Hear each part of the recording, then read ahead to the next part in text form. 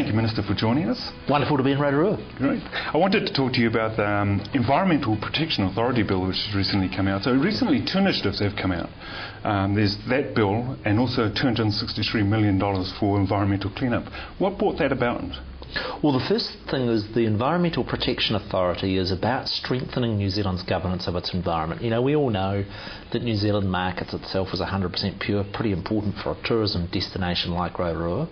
And so my concern as Environment Minister, have we got the agencies in place to do a really good job of this? And the truth is, we've got a whole lot of regulatory functions that are spread a whole lot of different agencies, one for protecting the ozones off with the Ministry of Economic Development. We've got other stuff that occurs in other agencies. So what I've done is pull it together into a single agency that is responsible for regulating the environment at a national level. And there's a second part of it. We're a little country of 4.5 million people, and yet so many of these environmental issues, whether it be air quality or whether it be, managing microwave towers for cell phones, whether it be issues of water, in my view, we leave too much of that to being reinventing by every one of our councils. And so the intent behind the Environmental Protection Authority is to provide greater numbers of national standards around what we expect as a country that markets itself as 100% pure, and making sure we live up to that. I see it means 3 acts: the Climate Change, the Hazardous Substances Act, and the Resource Management. Is that because there's regulation all through there that's consolidated? That's right. We've got a real potpourri of these regulations being done in a whole lot of different places, and what we've decided as a government, and the way I'd express it to you is, look, Ministry for the Environment, that is the lead policy agency. In financial terms, it's the equivalent to the Treasury. You've got the Reserve Bank that deals with the financial regulations. Well, the EPA, the Environmental Protection Authority, is the equivalent in the environment space for making sure that we professionally and properly regulate activities to protect the environment. And just like you have the Auditor General, whose job it is to make sure that the system is being audited, we have the Parliamentary Commissioner for the Environment that is effectively the environmental auditor for New Zealand. And my view is those three wings: policy with the Ministry, regulations with the EPA, and the audit function with the Parliamentary Commissioner for the Environment strengthens the overall framework that we've got for making sure we look after that stuff that makes New Zealand so precious. So in terms of New Zealand waterways, what kind of regulations do you see evolving out of this process? Well, one of the real problems we've had around managing fresh water, and these issues are more topical in Rotorua than anywhere, with the pretty sad history. Yeah, and look, you've got these magnificent lakes, Lake Rotorua, Lake Rotoiti. The government's pumping tens of millions of dollars in here to try and help with the cleanups. Now, the first thing the government is trying to do is get people engaged and working together. One of the dangers of the Resource Management Act, it's very divisive. It encourages people to throw stones and have arguments rather than making progress.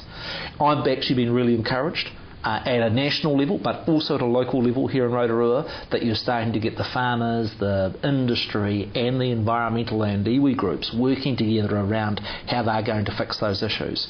Now, a month ago, we brought out the new national policy statement on freshwater that is going to require regional councils like Bay of Plenty to pull their socks up and to do better around managing New Zealand's freshwater resource. Actually, water quality in New Zealand is pretty good.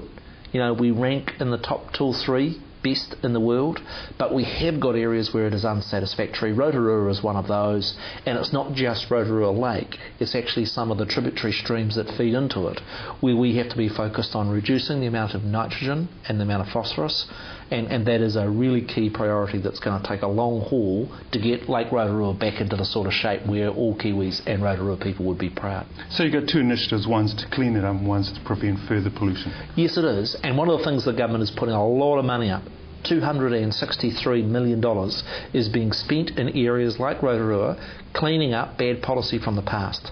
But a really key element of the government's policy in saying to both regional councils and district councils like Rotorua is we ain't going to spend money, taxpayers' money, on subsidising pollution. That money will only be forthcoming when you've got the proper rules in place so that you're preventing future pollution, and then we can focus on using some of our money to clean up the problems of the past. Finally, you made an announcement this morning. Do you want to tell us about that? Yeah. One of the gaps in New Zealand's environmental regulation has been what takes place beyond the 12-mile limit. The truth is, right now, the Resource Management Act stops at 12 miles.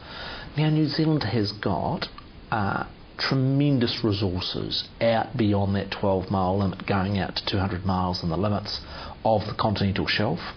You have seen some of the controversy around the proposals to utilise the petroleum resources, the minerals resources and others in that massive space. My concern as Environment Minister is I think we should take those economic opportunities, but we also have to do it in an environmentally responsible way. What I've announced today is that we're going to be introducing legislation into the Parliament to provide for the assessment of the environmental impacts out in that exclusive economic zone. Really important for communities. If somebody's proposing to put an oil rig out there and drill some oil, what it'll provide is, just like with the RMA, the opportunity for people to have submissions to be heard. And I am hopeful with that robust new law that we're going to be able to get the best of both worlds, take up those economic opportunities, but make sure we're doing it in a way that protects the environment. Nobody wants to see in New Zealand waters the sort of mess that occurred in the Gulf of Mexico. We've reviewed what happened there, fed it into the legislation so that we are able to provide that sort of protection that we need for that huge ocean area that New Zealand has responsibility for. Is Maori input being considered in that discussion? Yes, it is, and I'm working closely with the Maori Party, and it is my view, and that new EPA, the Environmental Protection Authority, that will be establishing on the 1st of July, that will have responsibility for administering the new exclusive economic zone, both has a Maori Advisory Committee to ensure that Maori values are incorporated in their decision making, but as well as that, of course, Maori will have the opportunity to be able to make submissions and be heard. I think one of the frustrations that we saw with the Petrobras proposals in the East Coast was there wasn't the opportunity for people to be able to have a say and have an input and to be checking that these things are being done professionally. And my hope is with that exclusive economic zone legislation that will be coming into the Parliament and that new role for the Environmental Protection Authority is that New Zealand is going to be hold that objective that we're wanting, and that is strong economic growth, good jobs, well-paying jobs for people, but as well as that making sure that we look after that environment. We look forward to see how it goes. Nick Smith, thank you for your time. Pleasure to be on board. Well, and that's our show for tonight. We'll be hearing from Walton Lee about his concerns in the upcoming Tuesday night City News, so join us for that. Thanks for watching. We always enjoy your company. Make sure you have a great night with your family. Por Marie.